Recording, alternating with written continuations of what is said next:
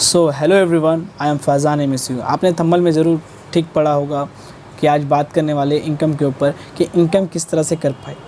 Income कमाने का source बहुत जगह से है, आप इसे कहीं से भी हैंडल कर सकते हैं, बट आपके अंदर एक ऐसा मोटिवेशन रहना चाहिए जिससे आप खुद के लिए काम करके, सेल्फ एम्प्लॉयड का काम करके आप खुद से इनकम जनरेट कर सकते हैं।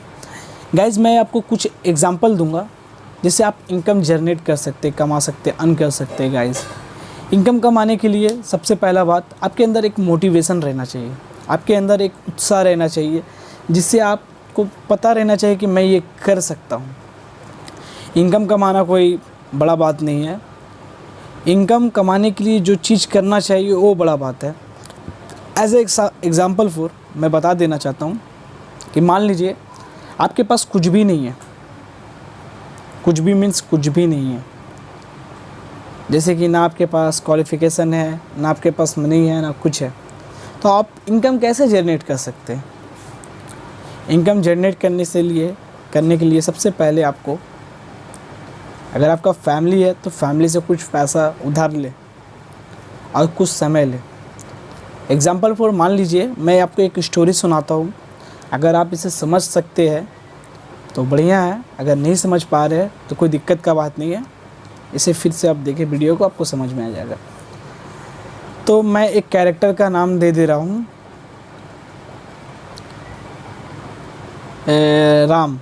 राम नाम का एक आदमी था जो कि एक गरीब आदमी था, जिसका ना उसके अंदर क्वालिफ़िकेशन था, ना ही उसके पास कोई ऐसा मनी था जिससे इन्वेस्ट करके वो बिज़नेस कर सके, ना उसके अंदर ऐसा कोई काबिलियत था जिससे वो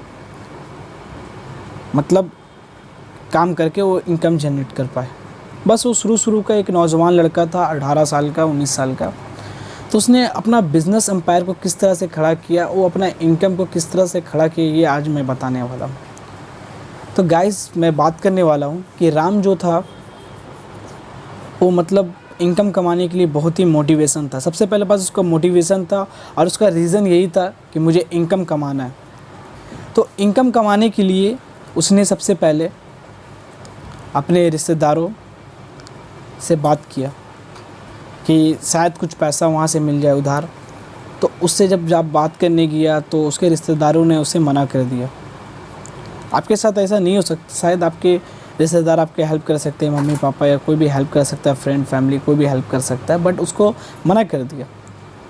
अगर वहाँ से उसको मदद मिलता तो कर सकता था, लेकिन उसको मना कर दिया। मना करने का सिर्फ एक ही रीज़न था गाइस, सिर्फ एक ही रीज़न था।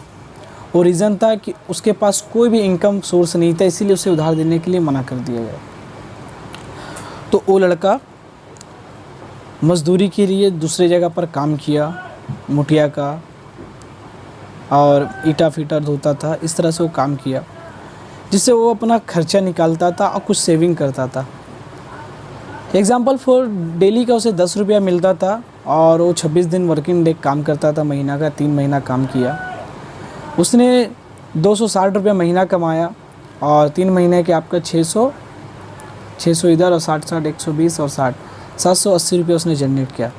780 रुपये ने उसे 780 रुपये में कुछ पैसे खर्च किए और 600 रुपया तक उसने बचा के रखा, जिससे उसने खुद के लिए काम करना स्टार्ट किया।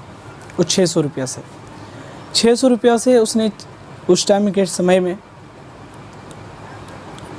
चाय का कतली और चपत्ती और दूध लेकर के उसने चाय बनाया।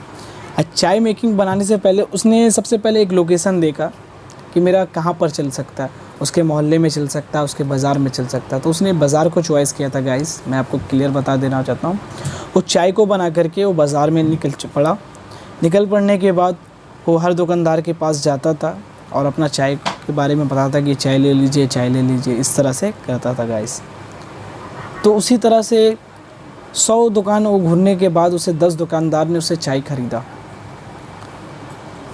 तो थोड़ा पहला दिन उसे बहुत अनकम्फर्टेबल लगा।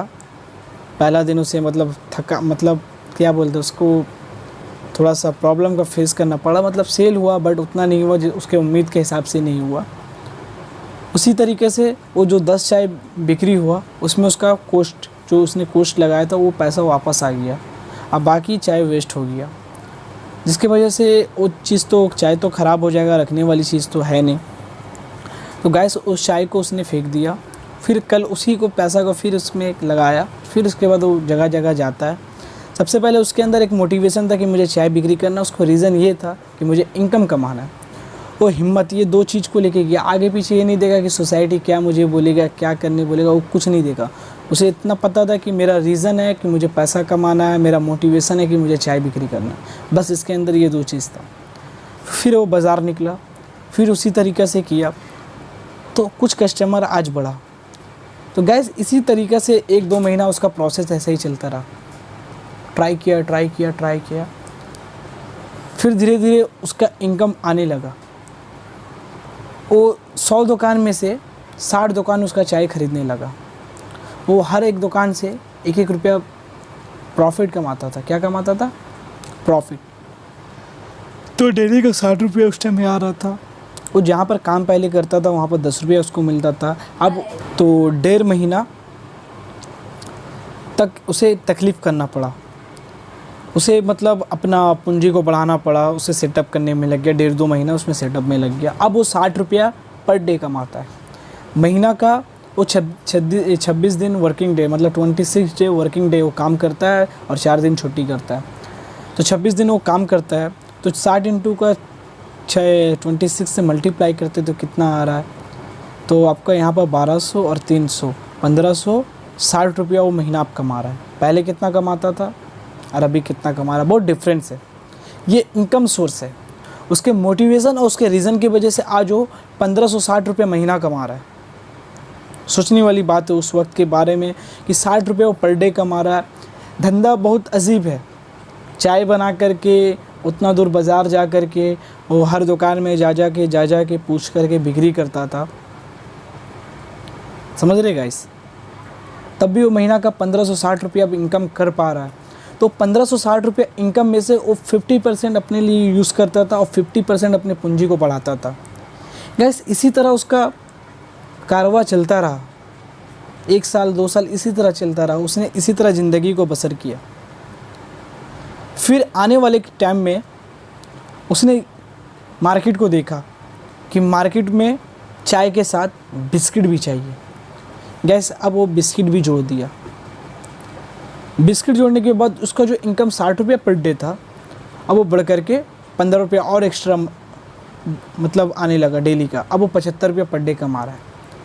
फिर वो कुछ महीने के बाद फिर उससे एनालिसिस करता कि मार्केट में और भी कुछ दरकार है, तो बिस्किट के साथ कुछ भी खाने का आइटम और भी कुछ साथ में रखने लगा, जिसकी वजह से 3-4 आइटम का सेलिंग वो 60 दुकानों में 100 दुकान घूर करके 60 दुकान या 50 दुकान तक आराम से सेलिंग कर जाता था।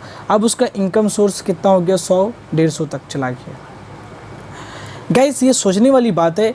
एक बंदा जो एक छोटा सा पूंजी लगा करके 500 रुपया पूंजी लगा के और उसमें 2 से 2.5 साल तक मेहनत किया, उसी में घर चलाया, स्ट्रगल किया, आज वो 100 रुपया पर डे कमा रहा है।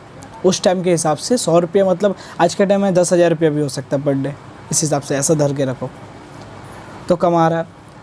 तो उसी तरह उसका कारोबार चलता रहा। अब वो 3-4 साल और इसी तरह चलता रहा। अब मार्केट में काफ़ी दुकान बढ़ा, मार्केट में भीड़ भी बढ़ा। तो भीड़ की मतलब दुकान के साथ वो जो मार्केट करने आते थे उसको भी चाय और बिस्किट फिस्किट सर्व करने लगा। अब वो अकेला नहीं कर पा रहा था, उसके नीचे उसने 2-3 लड़के और रख लिए। अब उसका एक बिज़नेस बना। वो पहले खुद के लिए काम करता था, अब उसके मतलब वो बिज़नेस करके वो सबको रोज़गार दिया। अब वो उसके नीचे सब काम कर रहा। अब वो एक जगह बैठ के उसे मतलब क्या बोलते हैं, मैनेज कर रहा है उसे। इसी तरह से उसका सिस्टम चलता रहा, काम चलता रहा। धीरे धीरे वो हर अपने एरिया में अपना आदमी को भेजता था, उसके ऊपर इन्वेस्ट करता था, उसे सिखाता था, उसे मोटिवेशन देता था। इसी तरह से वो अपना टीम बिल्डअप करते चला गया। वो पूरे धीरे धीरे उस एरिया में, फिर वो पूरे ज़िला में, वो पूरे शहर में, फिर वो पूरे सिटी में इस तरह से काम किया। फिर धीरे धीरे वो देश तक फैलता चला गया। तो इस तरह से वो इनकम जनरेट करता था। लेकिन रीज़न क्या था? इनकम कमाना है और मोटिवेशन था। तो उसी तरह आज हमारे जो अंदर जो है मोटिवेशन की कमी है और रीज़न नहीं है। तो तो रीज़न को मजबूत रखना होगा, मोटिवेशन को रखना होगा गाइस, मैं यही कहना चाहता हूँ। तो अगर कहानी को पसंद आया, ये आपको वीडियो मदद करता है, तो इसे ज़्यादा से ज़्यादा लाइक करें, सब्सक्राइब करें और शेयर भी करें। Thank you for watching my video. अल्लाह हाफिज़।